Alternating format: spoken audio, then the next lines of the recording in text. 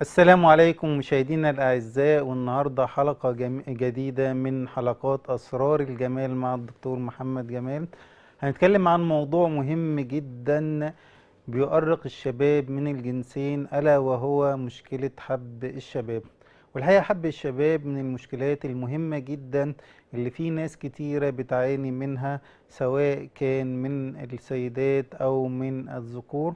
والطريقة اللي احنا بنتعامل بيها مع حب الشباب بتحدد لنا الدنيا هتكون ماشية ازاي، وهل الطريقة دي سليمة ولا لا، وهل هنقدر ان احنا نعالجها في وقت قليل او هناخد وقت كبير معانا. ممكن واحدة من حضراتكم تكون مرت بتجربة ان هي راحت علشان تعمل جلسة تنظيف ونضارة للبشرة، فوجئت بعدها ان البشرة بتاعتها اتملت حبوب وبثور. بدأت ان هي تستخدم مادة زي الكورتيزون علشان تخفف الحبوب دي وتخفف من الوطأة بتاعتها.